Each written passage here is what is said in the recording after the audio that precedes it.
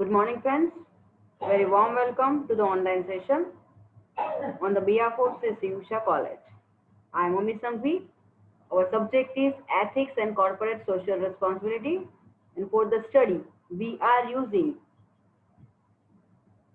reference book of Sri Jamnadas Prakashan. Let's continue today's session. Till now, we have completed 2 units. Today onwards, I am going to start our third unit. So let's start the unit.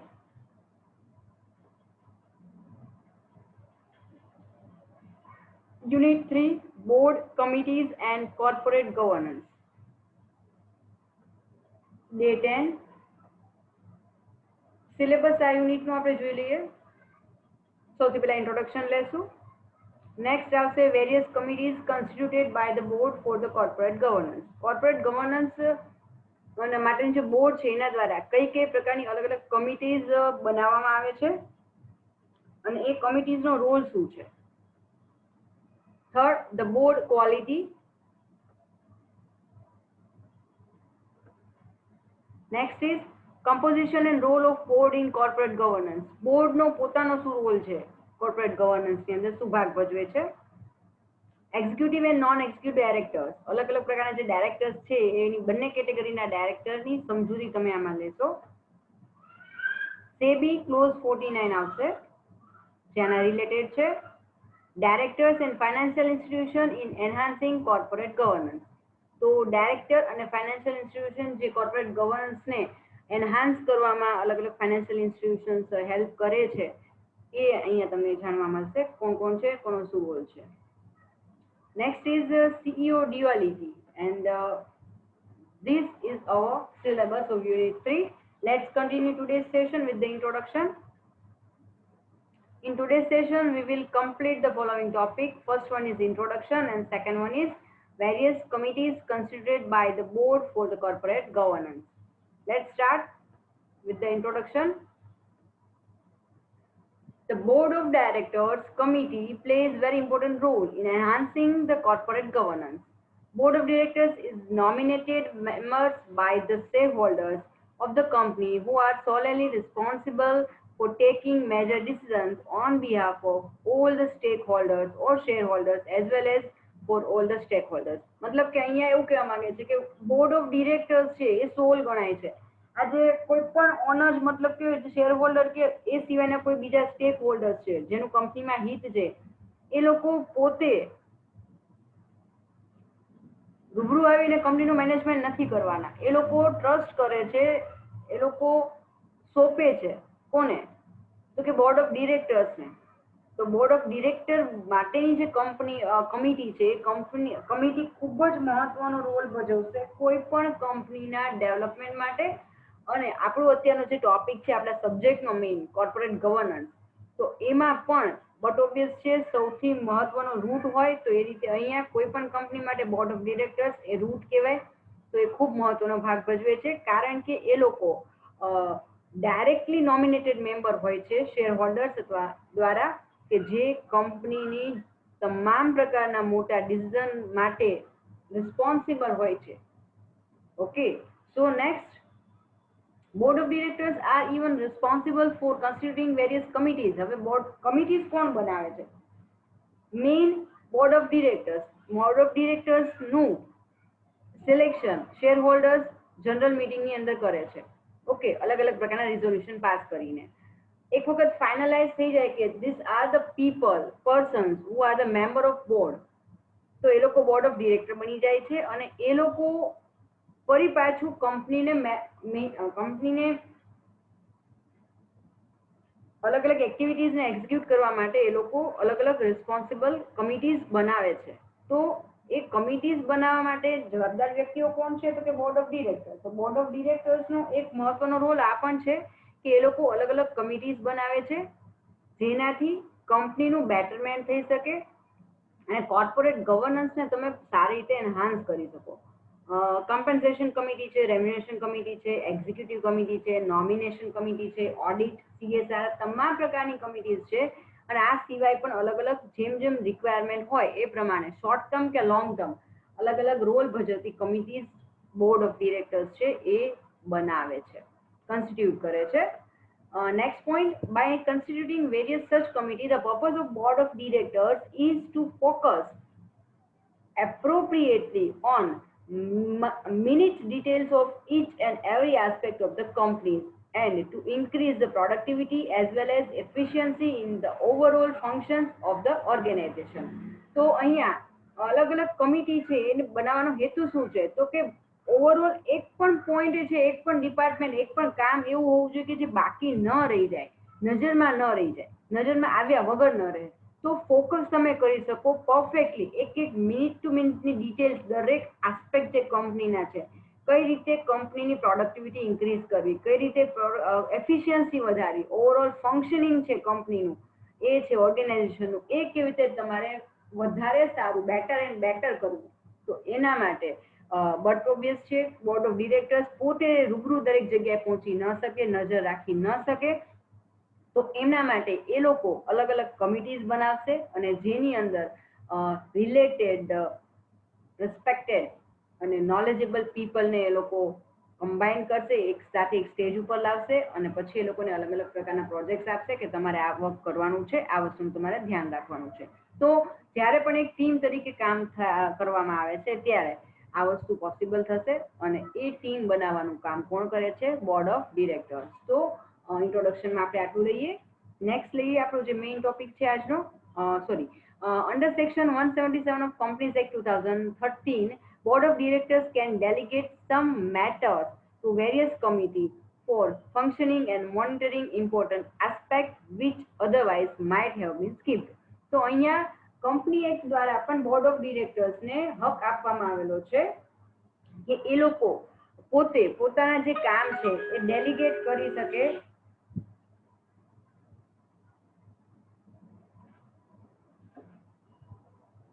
Important aspect મતલબ મહત્વની બાબતો જે છે એ company perfectly કામ કરી શકે એના માટે એ લોકોને રાઇટ્સ પણ આપી શકે છે કે તમે આટલી વસ્તુ કમ્પ્લીટ કરવા ફૂલફિલ કરવા માટે તમે આ પ્રમાણેના તમને રાઇટ્સ પ્રોવાઈડ કરવામાં આવે છે, જે મે બી કદાચ એ લોકો પોતે દરેક જગ્યાએ ન પહોંચી શકે જેથી કરીને સ્કીપ થઈ જતા હતા અત્યાર સુધી, પણ હવે એ લોકો કમિટી કોન્સ્ટિટ્યુટ કરશે અને કમિટી બન્યા પછી એ કમિટી દ્વારા પરફેક્ટલી કામ થઈ શકશે.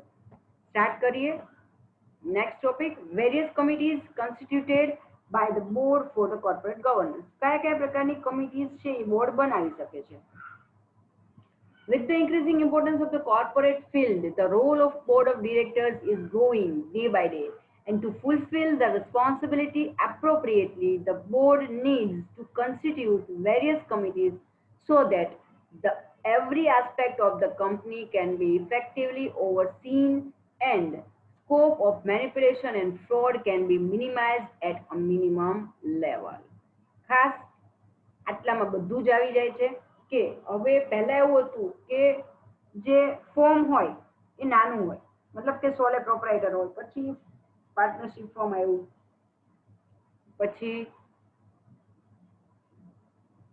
ધીમે ધીમે એને એનહાન્સ કરતા કરતા કંપની લેવલ આવી ગયું. કંપની અને કોર્પોરેટ કલ્ચર્સ પહેલા બધી જ કંપનીઓ ગવર્મેન્ટ બેઝ હતી, પછી ગવર્મેન્ટે ઘણી બધી છૂટો આપી. ગવર્મેન્ટને ખ્યાલ હતો કે જો દેશનો વિકાસ કરવો હશે તો માત્ર ગવર્મેન્ટ બધે નહીં પહોંચી શકે, તો they allowed private sector to open companies. Okay, તો પ્રાઇવેટ કંપનીઝ અલગ અલગ બની. તો હવે અહીંયા વસ્તુ એ છે ગવર્મેન્ટ હશે તો એ લોકોનો એમ હંમેશા ગવર્મેન્ટ જે કંઈ પણ કંપનીઓ છે એ લોકોનો એમ હંમેશા શું હશે તો કમ્પ્લીટ બધું જ લોકો માટે, મતલબ કે બહુ પ્રોપરલી એ લોકો ડેડિકેટેડ હશે પીપલ માટે. પણ જ્યારે પ્રાઇવેટ કંપનીઝની વાત આવે છે તો બની શકે કે એમાં 100% જે એમ્પ્લોઈઝ છે એ બધા એવા ન હોય. કેટલાક લોકો એવા પણ હશે કે જે લોકો ખોટું રીતે પ્રોફિટ ગેઇન કરવાનું વિચારતા હોય. અને જ્યારે કંપનીની વાત આવે છે તો કંપનીની વાત કરો તો એમાં મેઇનલી જે ઇન્વેસ્ટમેન્ટ છે, ઇન્વેસ્ટર્સ છે એ બહારના લોકો છે, મતલબ they are not coming to manage the company. એ લોકો માત્ર ઇન્વેસ્ટમેન્ટ કરે છે અને બોર્ડ ઓફ ડિરેક્ટર્સને નિમશે કે તમારે મેનેજમેન્ટ કરવાનું છે. હવે આ ટાઈમે બોર્ડ ઓફ ડિરેક્ટર્સનું છે એ રોલ ખૂબ મહત્વનો થઈ જાય છે. શા માટે? કારણ કે જ્યારે કોઈ પણ પ્રકારનો ફ્રોડ કે બીજું બહાર પડશે તો એના માટે ફર્સ્ટલી અને હંમેશા રિસ્પોન્સિબલ કોને ગણવામાં આવશે? બોર્ડ ઓફ ડિરેક્ટર્સને. કારણ શું? તો દે આર ધ મેનેજર્સ, મતલબ they are the people who manage the company. તો એ લોકોની રિસ્પોન્સિબિલિટી ખૂબ મોટી અને વધી જાય છે. બની શકે કે એક લિમિટેડ ગ્રુપ ઓફ પીપલ છે બોર્ડ ઓફ ડિરેક્ટર્સ, એ લોકો બધે ન પહોંચી શકે, તો એ લોકોની રિસ્પોન્સિબિલિટી થઈ જશે કે જ્યાં જ્યાં જરૂરી છે ત્યાં ત્યાં અલગ અલગ પ્રકારની કમિટીઝ બનાવે અને એ કમિટીઝ એવી રીતે બનાવવામાં આવે કે એક પણ ડિપાર્ટમેન્ટ, એક પણ જે પ્રોજેક્ટ છે એના ઉપર નજર રાખ્યા વગર, એમની નજર નીચેથી ગયા વગર રહે નહીં. તો આ રીતે જ્યારે બધી જ વસ્તુ ઉપર પ્રોપર નજર રહેશે બોર્ડ ઓફ ડિરેક્ટર્સની ડાયરેક્ટલી અથવા એમના દ્વારા બનાવવામાં આવેલી કમિટીઝની, એટલે કે ઇનડાયરેક્ટલી પણ એ લોકો પોતે વોચ રાખતા રહેશે. તો આવા ટાઈમે ફ્રોડ જે છે જ્યારે પણ, જો એક સિમ્પલ તમને એક્ઝામ્પલ આપું તો કોઈ એવું એરિયા હોય કે જ્યાં ખબર છે કે ઘણી બધી વસ્તુ મતલબ કે સારું છે. ફોર એક્ઝામ્પલ કોઈ એક સોનાની દુકાન છે, સોનીની, બરાબર, પણ ત્યાં કોઈ લોક નથી, અંદર લાખો રૂપિયાના હીરા જવેરાત સોનું બધું પડ્યું છે, પણ ત્યાં બહાર કોઈ સિક્યોરિટી નહીં હોય. ઇવન દુકાન રાત્રે બંધ કરીને જવાનું હોય તો એ ટાઈમે તમે કોઈ પ્રકારનું લોક કે બીજી કોઈ સિક્યોરિટી સિસ્ટમ તમે નહીં રાખો. દિવસે વ્યક્તિને રાખો તમે સિક્યોરિટી માટે, રાત્રે એવી રીતે રાખો. તો એવા કોઈ નહીં રાખો તો બટ ઓબ્વિયસ છે કોઈ પણ વ્યક્તિ એમાં ફ્રોડ કરવાનો, મતલબ ચોરી કરવાનું એને વિચાર આવી જશે. તો એવી જ રીતે પણ જો તમે જ્યારે પણ એ શોપ કે શોરૂમ ખુલ્લો હોય ત્યારે પણ તમારી આખી સિક્યોરિટી સિસ્ટમ એકદમ ટાઈટ હોય, અને સાથે જ્યારે શોરૂમ બંધ હોય ત્યારે પણ એની સિક્યોરિટી સિસ્ટમ, સીસીટીવી કેમેરા હોય કે તમે કોઈ સિક્યોરિટીની વ્યક્તિને રાખો છો, કોઈ સારી કંપનીને તમે એને સોંપો છો, તો લોકો જે કાંઈ પણ હશે ફ્રોડ, ચોરી કરવાનો વિચાર નહીં કરે. એવી જ રીતે જ્યારે કંપની છે તો કંપનીની અંદર લાખો કરોડોનું ઇન્વેસ્ટમેન્ટ લોકો કરે છે, તો એ ઇન્વેસ્ટમેન્ટ અલગ અલગ પ્રોજેક્ટ્સમાં કંપની કરીને એપ્લાય કરે છે, જે ઇન્વેસ્ટમેન્ટ આવ્યું છે શેર હોલ્ડર્સ દ્વારા, અને અલગ અલગ પ્રોજેક્ટ એ લોકો શોર્ટ ટર્મ અને લોંગ ટર્મ પ્રોજેક્ટ કરીને કંપની કેવી રીતે ડેવલપ થાય એના માટે એ લોકો પ્રયત્ન કરતા હોય છે. પણ એ પ્રોજેક્ટ તમે જ્યારે કોઈ વ્યક્તિને સોંપો છો ત્યારે એ લોકો ઉપર ધ્યાન રાખવા માટે કે ભાઈ આ રૂપિયો ક્યાં વપરાણો, ખોટી જગ્યાએ નથી વપરાણો. જે કાંઈ પણ તમે રો મટીરિયલ્સ મંગાવો છો તો એ પ્રોપરલી એની પ્રોપર ક્વોલિટી મેન્ટેન થાય છે કે નહીં, અથવા કોઈ સિલેક્ટેડ લોકો પાસે જ ઓર્ડર જાય છે એવું તો નથી ને, પ્રોપરલી ટેન્ડર મંગાવવામાં આવે કે બાર્ગેનિંગ પ્રોપરલી થાય છે કે નહીં. આ રીતે મતલબ કે ઇન શોર્ટ કોઈ પણ ડિપાર્ટમેન્ટ હોય એની નાનામાં નાની વસ્તુ, જ્યાં પણ ફાઇનાન્સની વાત આવે છે, પેમેન્ટની અથવા રિસિપ્ટની, ફાઇનાન્શિયલ, તો એવા ટાઈમે જે કી લોકો કામ કરે છે, મતલબ કે મહત્વના લોકો, એ લોકોના કામ ઉપર સમય જો ધ્યાન રાખવામાં આવે, ઓકે, અને એના માટે અલગ અલગ કમિટીઝ બનાવવામાં આવે, તો એ લોકોને ખબર છે કે મારું દરેકે દરેક કામ ઉપર નજર રાખવામાં આવી રહી છે, તો મારે ફ્રોડ કરવો હશે તો મારે કાં તો બહુ લાંબુ પ્લાનિંગ કરવું પડશે, અથવા હું એ વસ્તુ પરફેક્ટ નહીં હોય તો ન પણ કરી શકું. તો ઇન શોર્ટ તમારે ફ્રોડ છે એ થાય પછી ખબર પડે અને તમે એમાંથી કેવી રીતે સોલ્યુશન લાવો, એના પગલાં લો, એના કરતા ફ્રોડ થાય જ નહીં, મેનિપ્યુલેશન કરી જ ન શકે. એવી રીતે તમે તમારી ટીમ ઉપર વોચ રાખો, તો એ રીતે તમારે જો કામ કરશો કંપની, તો કંપનીનો ગ્રોથ પણ સારો થશે, અને કોઈ જ ફ્રોડ જ્યારે કંપનીમાં થતું નથી, તો તમે ખાસ કરીને તમારા શેર હોલ્ડર્સ અને સ્ટેક હોલ્ડર્સનો ઇન્ટરેસ્ટ તમારી અંદરનો જે ફેઇથ છે એ હંમેશા બનેલો રહેશે અને ઇન્ક્રીઝ પણ કરી શકશો. તો અહીંયા બોર્ડ ઓફ ડિરેક્ટર્સ છે એની જવાબદારી ખૂબ વધી જાય છે. Okay, next one is corporate governance can be defined as the formal system of accountability and control for ethical and social responsible organizational decisions and use of the resources. એટલે corporate governance છે તમે નો મતલબ શું કહેવા માંગે છે, તો તમે એને એવી રીતે ડિફાઇન કરી શકો છો કે એવી ફોર્મલ સિસ્ટમ છે કે જે જવાબદારી નક્કી કરે છે, ફોર્સફુલી નહીં. તમને ખુદને એમ થશે સિસ્ટમ જ આખી એવી કે આ વસ્તુ માટે આ વ્યક્તિ જવાબદાર છે, આ પોસ્ટની વ્યક્તિ આટલી ધ્યાન રાખવાનું છે, ઇન ફ્યુચર કાંઈ પણ ફ્રોડ થશે તો દે વિલ બી રિસ્પોન્સિબલ. તો જ્યારે એક પનિશમેન્ટનું એલિમેન્ટ જ્યારે તમે એડ કરો છો ને કોઈ પણ ડ્યુટીની સાથે, તો લોકો એલર્ટ રહીને કામ કરે છે. માત્ર મોરાલની વાત નથી, એ લોકો મોરાલી અથવા મજબૂરીથી એમને એ વસ્તુ ફોલો કરવી પડશે. તો કોર્પોરેટ ગવર્નન્સ એ જ કહેવા માંગે છે કે તમે આખી એવી સિસ્ટમ ડેવલપ કરો કે જેનાથી લોકો એથિકલ રહે, અને કંપની છે પોતાની સોશિયલ રિસ્પોન્સિબિલિટી જે છે એના ડિસિઝન્સ હંમેશા સોશિયલી રિસ્પોન્સિબલ હોય અને જે કાંઈ પણ રિસોર્સિસ આપણી દરેકને ખ્યાલ છે રિસોર્સિસ હંમેશા લિમિટેડ રહેવાના તો આ જે લિમિટેડ રિસોર્સિસ છે એને એવી રીતે યુઝ કરવામાં આવે કે જેનાથી બને એટલું ઓછું નુકસાન તમે પહોંચે નેચરની વાત હોય કે પછી સોસાયટીની વાત હોય મતલબ મેક્સિમમ પ્રિકોશન લેવામાં આવે અને પોતે એક કંપની ઓર્ગેનાઇઝેશન છે એક રિસ્પોન્સિબલ ઓર્ગેનાઇઝેશન તરીકેની ઇમ્પ્રેશન એનું કામ દેખાય એ ધ્યાન રાખવાનું કામ એ ધ્યાન રાખવું it means corporate governance. Next one, accountability relates to how well the content of workspace decision is aligned with the organization's stated strategic decisions. તો અકાઉન્ટેબિલિટી કોના રિલેટેડ રાખવાની વાત છે તો અહીંયા જે કંપનીની ઓર્ગેનાઇઝેશનની જે સ્ટ્રેટેજિક ડાયરેક્શન છે સ્ટેટેડ સ્ટ્રેટેજિક ડાયરેક્શન જે તમને ડિરેક્શનમાં જવાનું કીધું છે એ જે તમે સ્ટ્રેટેજી પ્રમાણે ચાલો છો મતલબ કંપનીની પોતાની પોલિસીઝ છે સ્ટ્રેટેજી એ રીતે બનાવવામાં આવેલી હશે કે જેની અંદર અકાઉન્ટેબિલિટી નક્કી કરેલી હશે કે વર્કસ્પેસ ડિસિઝન જે છે એ અલાઇન વિથ ધ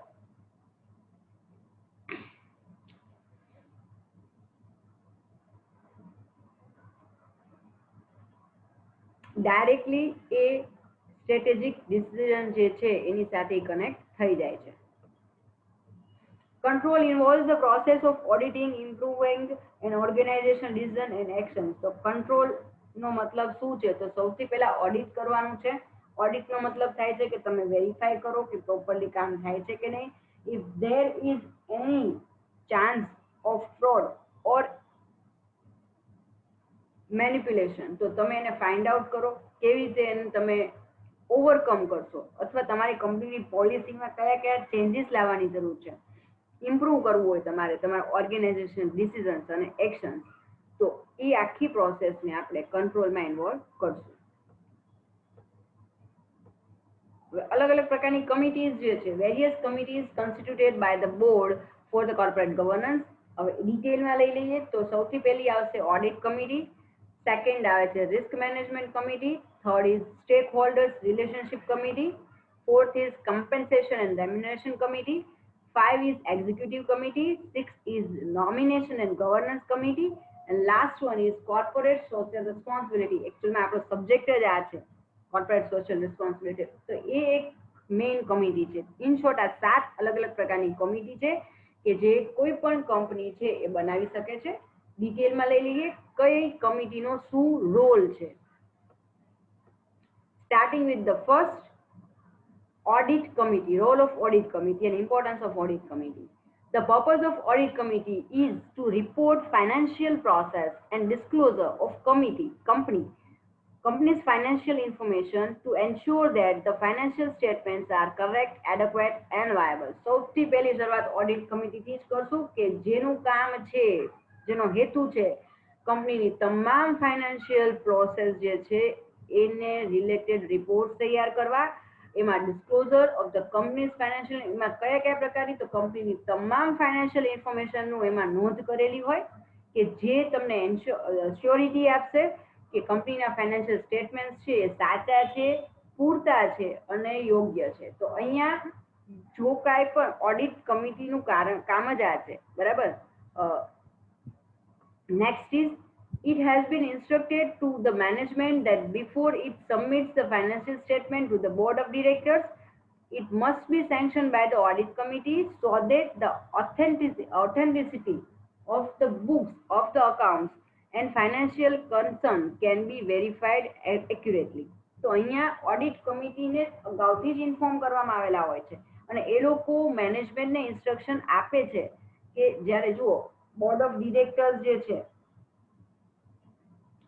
મેનેજમેન્ટ જ્યારે બોર્ડ ઓફ ડિરેક્ટરને ફાઇનાન્શિયલ સ્ટેટમેન્ટ સબમિટ કરે તો એ પહેલા એ મેનેજમેન્ટે તમામ પ્રકારના સ્ટેટમેન્ટ જે ફાઇનાન્શિયલ છે મેઇનલી ગણાય P&L અને બેલેન્સ શીટ. તો આ બે મેઇન ફાઇનાન્શિયલ સ્ટેટમેન્ટ્સ અને એના રિલેટેડ બીજા પણ જે ફાઇનાન્શિયલ સ્ટેટમેન્ટ્સ છે એ જ્યારે એ લોકો પ્રિપેર કરી નાખે તો એ લોકોએ સૌથી પહેલા આપવા પડશે ઓડિટ કમિટીને. હવે જ્યારે ઓડિટ કમિટી સેન્કશન કરશે કે નો એવરીથિંગ ઇઝ ઓકે પછી ઓડિટ કમિટી શું કરશે? જે કે પણ બુક્સ ઓફ અકાઉન્ટ્સ અને ફાઇનાન્શિયલ સ્ટેટમેન્ટ જે પ્રિપેર કર્યા છે એ વેરીફાઈ કરશે પરફેક્ટલી, અને એક જ્યારે ઓકે હશે બધું તો ઓથેન્ટિસિટી આપશે કે ના all the reports are okay, then only you can submit to the board. તો અહીંયા બોર્ડ ઓફ ડિરેક્ટર્સ કારણ શું છે? કારણ કે એક વખત રિપોર્ટ બોર્ડ ઓફ ડિરેક્ટર પાસે ગયા પછી બોર્ડ ઓફ ડિરેક્ટર્સ આ જ રિપોર્ટ શેર હોલ્ડર્સ જનરલ મિટિંગમાં રિપ્રેઝન્ટ કરવાના છે. તો એમાં કોઈ ભૂલ હશે કે ફ્રોડ હશે તો નહીં ચાલે. તો એટલા માટે જ્યારે પણ મેનેજમેન્ટ રિપોર્ટ રેડી કરી નાખે તો એ લોકો ઓડિટ કમિટીને આપશે, તમામ અકાઉન્ટ્સને બધી વેરીફાઈ થઈ જાય પછી with the approvement of the audit committee એ પાસ ઓન થશે બોર્ડ ઓફ ડિરેક્ટર્સને, જેથી આગળ કરીને કેરી ઓન લઈ શકાય next procedure. The role of audit committee is very important because the functioning of financial transaction must run smoothly as there are many chances of manipulation and fraud in the same. અહીંયા સૌથી વધારે કંપનીમાં આજે શું જરૂરી છે તો કે ફાઇનાન્સ. હવે ઓડિટ કમિટીનો રોલ કેટલો મહત્વનો તમે વિચારો. કોઈ પણ પ્રકારનું ફ્રોડ થયું હશે તો એ ફાઇન્ડ કરવાનું રિસ્પોન્સિબિલિટી કોની છે? ઓડિટ કમિટીની. તો ઓડિટ કમિટીનો રોલ ખૂબ મહત્વનો છે. જો કંપનીને સ્મૂધલી કામ કરવું હોય તો, ગ્રોથ કરવો હોય તો, ઓકે. તો કારણ કે ફાઇનાન્શિયલ જ્યાં ફાઇનાન્સની વાત આવે ત્યાં જ ફ્રોડ અને મેનિપ્યુલેશનની વાત આવે, તો એને રોકવા માટે ઓડિટ કમિટી સતત પોતાની નજર અલગ અલગ પ્રકારના ફાઇનાન્શિયલ ટ્રાન્ઝેક્શન ઉપર અને અલગ અલગ પ્રકારના સમયે જે સ્ટેટમેન્ટ તૈયાર થાય એને વેરીફાઈ કરશે અને ચેક કરશે. નેક્સ્ટ કમિટી લઈ લઈએ. Second is risk management committee. The purpose of risk management committee is to identify the risk associated with the business so that the risk can be minimized up to certain extent. તો risk કમિટીનું કામ શું છે? નામ પ્રમાણે risk management મતલબ શું? આજે કોઈ પણ બિઝનેસ હશે તો બિઝનેસનો મતલબ જ રિસ્ક થાય છે. તો આજે કોઈ પણ પ્રકારનો પ્રોજેક્ટ તમે હાથમાં લો છો તો એ પ્રોજેક્ટની અંદર કેટલા પર્સન્ટેજ રિસ્કનો રેશિયો છે, સામે સક્સેસ મળવાનો રેશિયો કેટલો છે. સપોઝ તમે ફેલ જાઓ છો તો લોસ કેટલા પર્સન્ટેજ થઈ શકે, એ લોસને તમે કવર અપ કરી શકશો થ્રુ વેરિયસ અધર પ્રોજેક્ટ. તો અહીંયા રિસ્ક મેનેજમેન્ટ કંપની છે એ પોતે ધંધા સાથે જોડાયેલા અલગ અલગ પ્રકારના જોખમોને આઈડેન્ટિફાઈ કરશે અને નક્કી કરી શકશે કે આ જોખમ છે એ તમારે બેર કરી શકશો કે નહીં કરી શકશો. એ તમને નેગેટિવ થાય મતલબ કે એનાથી નુકસાન થાય તો શું થઈ શકે અને એ જોખમને કેવી રીતે મિનિમાઇઝ કરવું. તો એ રિસ્કને જો કોઈ પણ વસ્તુને અગાઉથી તમને અણસાર હોય ને તો તમે એને રોકવા માટેના પગલાં લઈ શકો. તો રિસ્ક મેનેજમેન્ટ કંપનીનું કામ જ આ છે કે એ કોઈ પણ પ્રોજેક્ટ કોઈ પણ બિઝનેસને લગતા અલગ અલગ જે ફ્યુચરમાં તમને મેનેજમેન્ટ કરવામાં કે કોઈ પણ પ્રકારના ઇસ્યુ થવાના હોય તો એ રિસ્કને એ અગાઉથી જ અંદાજો લગાવે છે જેથી કરીને તમે પ્રિકોશન લઈ શકો. Business faces various types of risk with the changing scenario of the economy, like change in financial policy.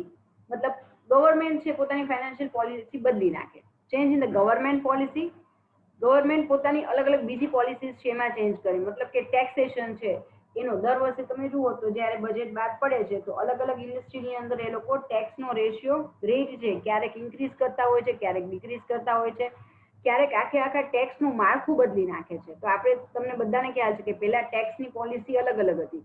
તમારે અલગ અલગ ઇમ્પોર્ટ એક્સપોર્ટ બધી વસ્તુના અલગ અલગ પ્રકારના ટેક્સીસ આવતા હતા. હવે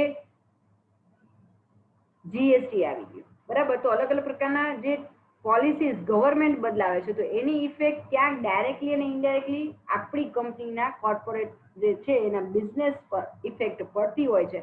તો એ કેટલી ઇફેક્ટ પડી શકે છે એ તમે અગાઉથી જ સમજી શકો છો. And the change of the market trend, માર્કેટની અંદર સમય ટ્રેન્ડ બદલાતો રહેતો હોય છે તો એ પણ will be reviewed continuously by this committee, and so that the sudden shock of such change can be absorbed upon the some extent. મતલબ અહીંયા અગાઉ કીધું એમ જ અલગ અલગ પ્રકારનું જે માર્કેટના રિવ્યુ લેવાની વાત છે, ગવર્મેન્ટ ઉપર નજર રાખવાની વાત છે, આ સિવાય તમારા કોમ્પિટિટર્સ ઉપર ધ્યાન રાખવાની વાત છે. તો જે કાંઈ પણ એક્સટર્નલ ફેક્ટર્સ છે as well as internal factors કે જે તમારી કંપનીના ગ્રોથ ઉપર અસર કરે છે, તો એવા તમામ એક્સટર્નલ કે ઇન્ટરનલ ફેક્ટર્સ ઉપર આ રિસ્ક મેનેજમેન્ટ કમિટી પોતાની બાજ નજર રાખશે, જેથી કરીને એની જે નેગેટિવ ઇફેક્ટ કંપનીમાં થવાની છે એને તમે મિનિમાઇઝ કરી શકો. Third one is stakeholder relationship committee. There are various stakeholders who are affected directly or indirectly through the business decisions. अलग-अलग પ્રકારના નિર્ણયો લેવાથી તમામ અલગ-અલગ પ્રકારના સ્ટેકહોલ્ડર્સ છે, ઘણા બધા પ્રકારના છે, એ બધાને કાંઈક ને કાંઈક ડાયરેક્ટલી અથવા ઇનડાયરેક્ટલી અસર થતી હોય છે. It's an important role that is being performed by the stakeholder relationship committee. મતલબ અહીંયા જેમ કહેવાય છે ને કે PR, જે અલગ-અલગ સેલિબ્રિટીઝ હોય તો એ લોકોની પોતાની PR ટીમ, મતલબ એ લોકો સતત કઈ રીતે લાઇમલાઇટમાં રહેવું એના માટે ઇવન અલગ અલગ પ્રકારના શોઝ એમને મળતા રહે, અલગ અલગ પ્રકારના એડવર્ટાઇઝમેન્ટ એમને મળતી રહે, એના માટે એ લોકો સતત પ્રયત્ન કરતા રહેતા હોય. તો અહીંયા સ્ટેક હોલ્ડર રિલેશનશિપ એટલે શું? તો સૌથી વધારે ઇમ્પોર્ટન્ટ છે કંપની માટે ફાઇનાન્સ છે, અને એ ફાઇનાન્સ આપવા વાળા અલગ અલગ લોકો એટલે કે stakeholder. It may be shareholder, it may be bankers, it may be creditors, તમામ લોકો કે જે લોકો આર્થિક રીતે કંપની સાથે જોડાયેલા છે. So it's an important role that is being performed by the stakeholder relationship committee for enhancing corporate governance through focusing on every stakeholders of the enterprise. તો અહીંયા દરેકે દરેક પ્રકારના સ્ટેકહોલ્ડર્સ છે એ લોકોના સતત કોન્ટેક્ટમાં રહેશે એ લોકો,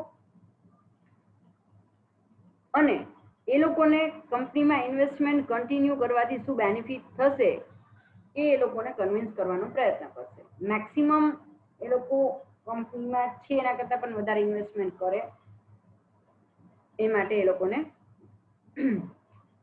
This committee tries to solve the problem of stakeholders, like to address all matters pertaining to registrar and share transfer, including appointment of new registrar and share transfer agent in place of existing one, and many more functions of such nature. તો અલગ અલગ પ્રકારના share holders કે stack holders છે એ લોકોને company સાથે કામ કરવામાં ઘણી વખત અલગ અલગ પ્રકારના ઇશ્યુઝ થતા હોય, તો એ લોકોના કોન્ટેક્ટમાં રહીને એમને જે પ્રોબ્લેમ્સ થાય છે એ પ્રોબ્લેમ્સને જાણશે એ લોકો, અને એ પ્રોબ્લેમને સોલ્વ કરવાનો એ લોકો પ્રયત્ન કરશે.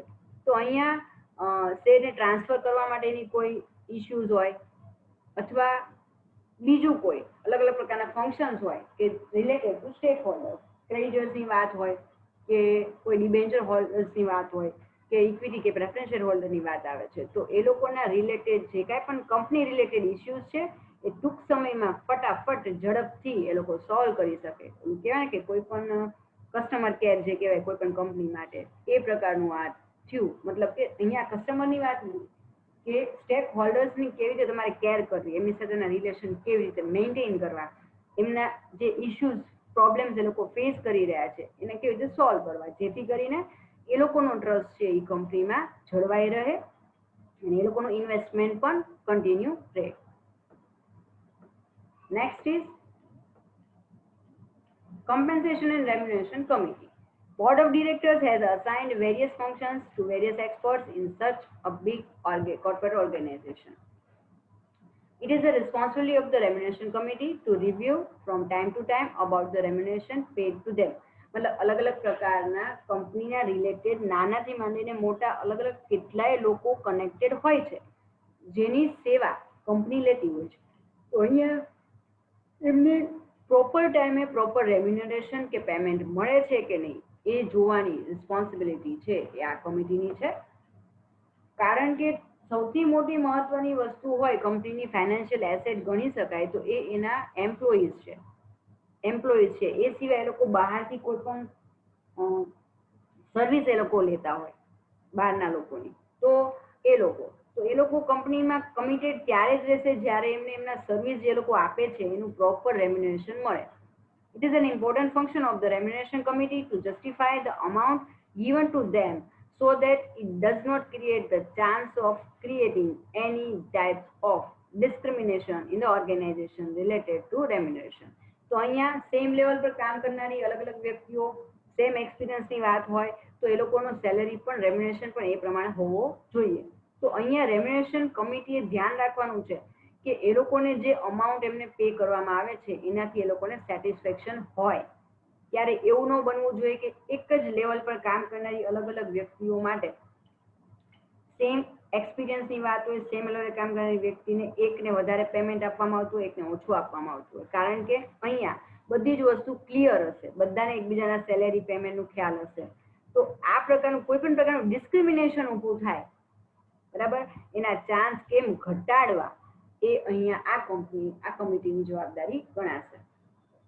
Similarly, the compensation committee is responsible for determination of the director's remuneration, and there must not be any bias in it, so that the interest of the shareholder does not get compromised. અહીંયા આ committee બનાવવામાં આવી છે board of director દ્વારા, બરાબર.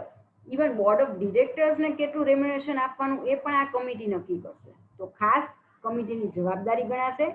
એવું ન વિચારે કે ભાઈ અમને તો બોર્ડ ઓફ ડિરેક્ટર્સે આ પરમિશન આપી છે તો એ લોકોને અમે જાજા રૂપિયા પેમેન્ટ તરીકે આપી રેમ્યુનરેશન, એવું કંઈક કરવા જશે તો કોનો કોમ્પ્રોમાઇઝ થશે? ઇન્ટરેસ્ટ શેર હોલ્ડર્સનો, બરાબર.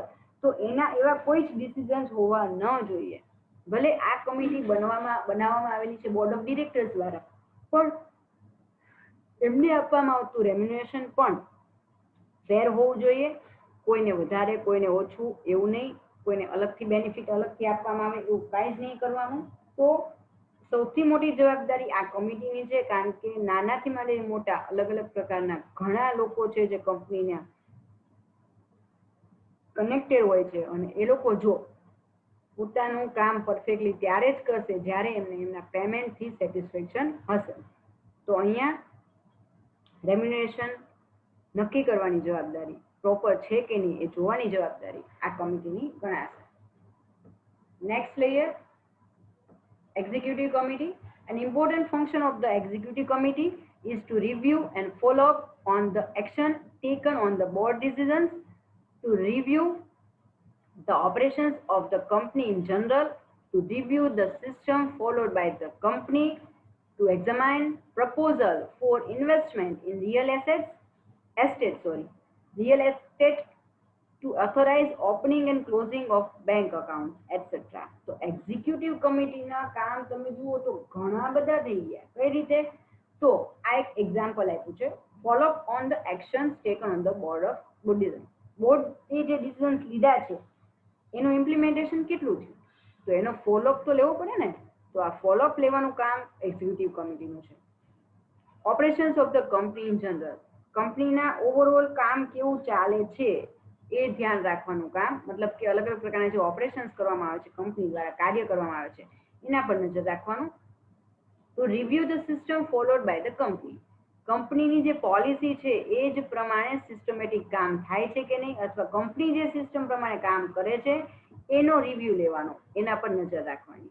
Two examine proposal for the investment in real estate, તો રિયલ એસ્ટેટની અંદર અલગ અલગ પ્રકારના અલગ અલગ પ્રકારના ઇન્વેસ્ટમેન્ટ કંપની કરતી હોય છે પોતાના.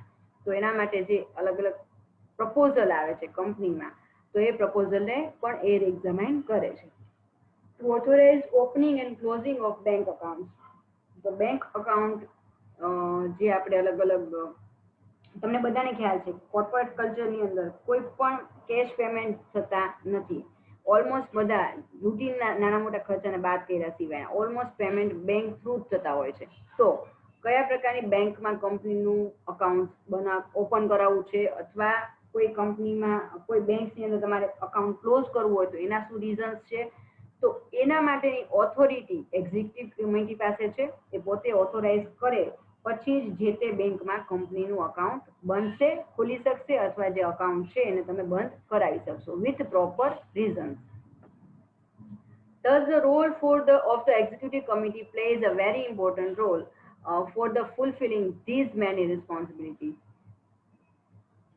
The committee has been also granted equal purpose of the authority. તો અહીંયા equal proportion મતલબ આ વસ્તુ કરવા માટે કમિટીને પ્રોપર ઇક્વલ પ્રોપોર્શનમાં એને ઓથોરિટી પણ આપવામાં આવેલી હોય છે. Next, nomination and governance committee. One of the important functions being performed by the nomination committee is to develop a portfolio of potential director candidates for consideration in the event of a vacancy on the board of directors, and to determine the future requirements for the board as well as its committees and make recommendation to the board for its approval. તો અહીંયા અલગ અલગ પ્રકારના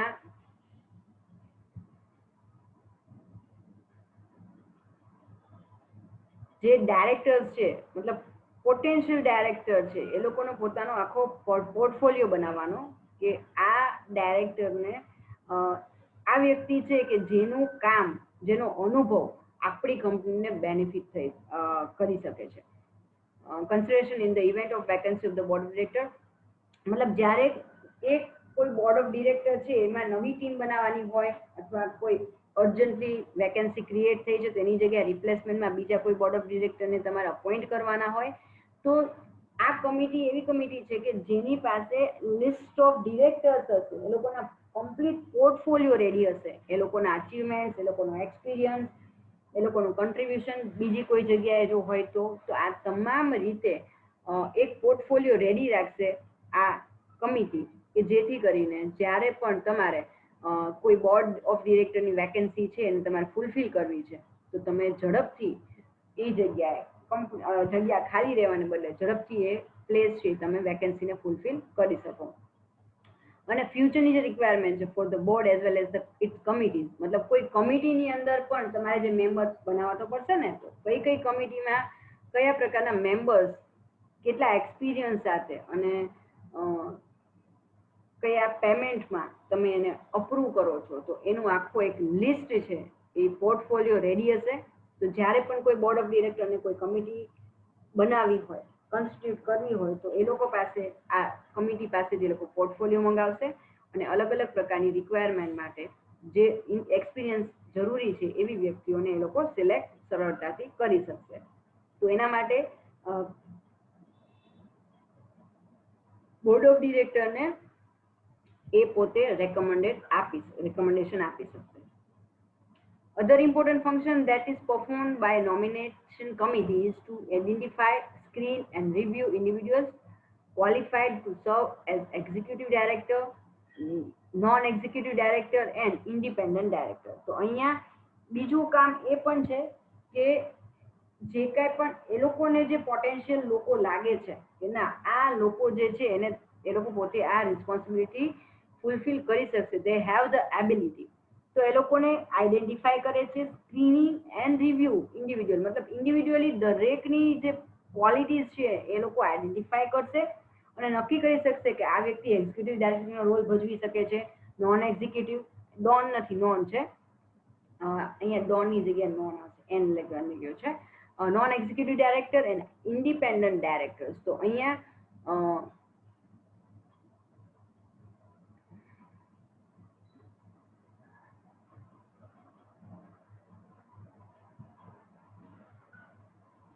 એ પણ responsibility આ committee નિભાવશે.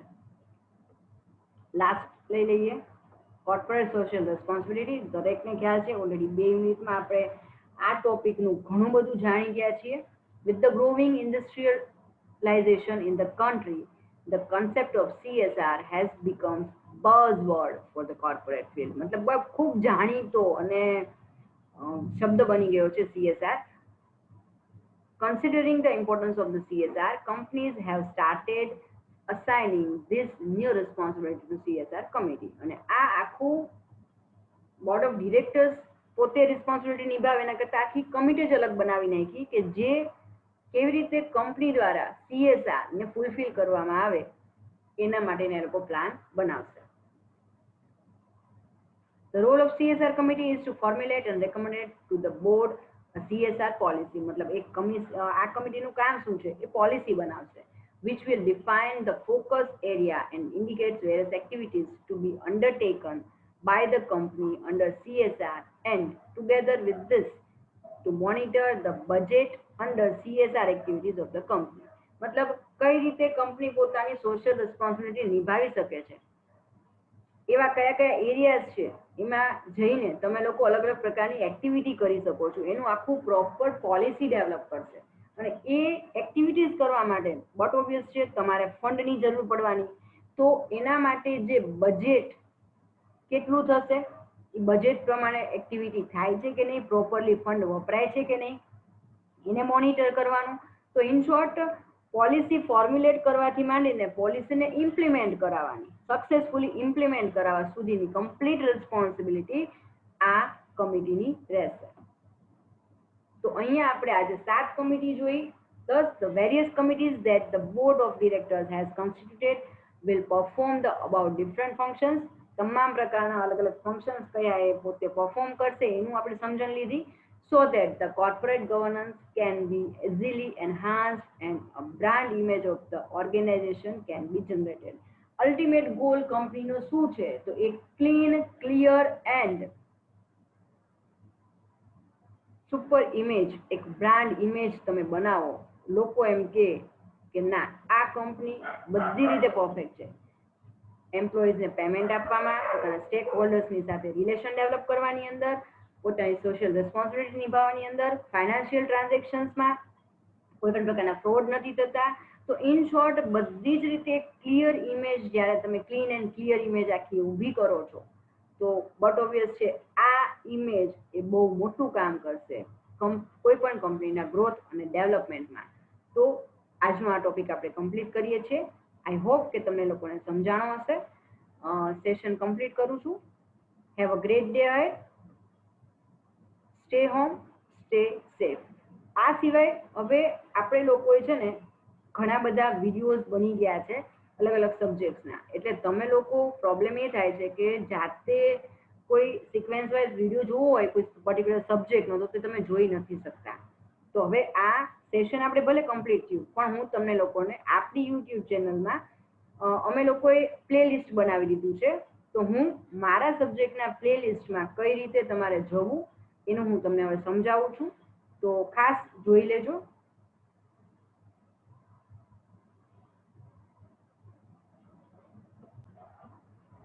First of all તમે કોઈ પણ પ્રકારના વેબ બ્રાઉઝરની અંદર જઈને સૌથી પહેલા યુટ્યુબ ચેનલ ઓપન કરવાની, યુટ્યુબ વેબસાઇટ અથવા ડાયરેક્ટ તમે યુટ્યુબ ઓપન કરી શકો છો. અહીંયા હું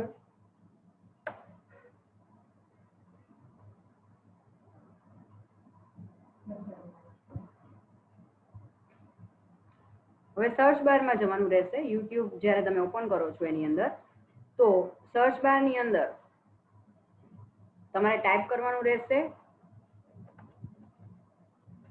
પીયુષા કોલેજ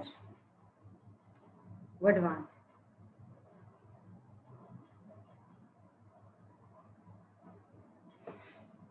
આ રીતે તમે સર્ચ કરશો એટલે અહીંયા આપણી કોલેજનું નામ અને આપણી કોલેજનો જે લોગો છે એ તમને જોવા મળશે. એના પર ક્લિક કરવાથી આપણી ચેનલ ઓપન થઈ જાય છે જેની અંદર અત્યાર સુધી તમે લોકો તમને જે ગ્રુપમાં લિંક મૂકવામાં આવતી હતી એ પર્ટિક્યુલર લિંક તમે જોતા હતા. હવે ગ્રુપમાં ઘણી બધી લિંક થઈ ગઈ છે તો તમારે પહેલેથી જોવું હોય કોઈ સબ્જેક્ટનું તો કેવી રીતે જુઓ? તો એના માટે અમે લોકોએ બધા જ વિડીયો તમને અહીંયા વિડીયોમાં એકી સાથે જોવા મળશે પણ એમાં એક એક પર્ટિક્યુલર વિડીયો ગોતવાને બદલે તમારે ડાયરેક્ટ જવાનું રહેશે પ્લેલિસ્ટમાં.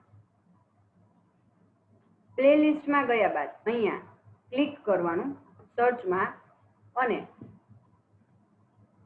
આપણો સબ્જેક્ટ જે છે એ જોઈએ તો BBA sem 5 ethics and corporate social responsibility. આ રીતે સર્ચ કરશો એટલે અહીંયા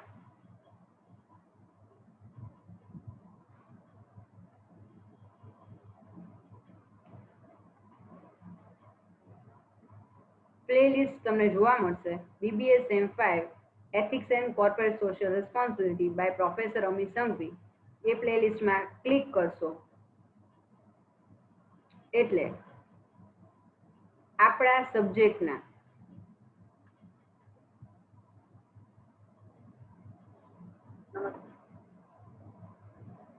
પાર્ટ 1 થી શરૂ કરીને અત્યાર સુધીમાં 9 પાર્ટ મુકાઈ ગયા છે. તો 9 પાર્ટ અને અત્યારે હું 10મો પાર્ટ અપલોડ કરું છું. તો એકી સાથે તમારે 1 થી 10 પાર્ટ તમને બેક ટુ બેક જોવા મળશે જેથી કરીને તમે કન્ટિન્યુઅસલી તમારે જો કોઈ લર્ન કરવું હોય તો તમે લર્ન કરી શકો. અને ખાસ પર્ટિક્યુલર એક લિંક તો લેક્ચરની અમે મૂકશું જ પણ બેટર તમારા માટે એ રહેશે કે તમે ડાયરેક્ટ યુટ્યુબ ચેનલમાં મેં તમને અત્યારે જે સિસ્ટમથી સમજાવ્યું એ પ્રમાણે તમે પ્લેલિસ્ટમાંથી જ એકથી સાથે તમે અથવા પર્ટિક્યુલર એક વિડીયો જોવો હોય તો તમે જુઓ. ઓકે, આઈ હોપ કે તમને આ સિસ્ટમ સમજાઈ ગઈ હશે.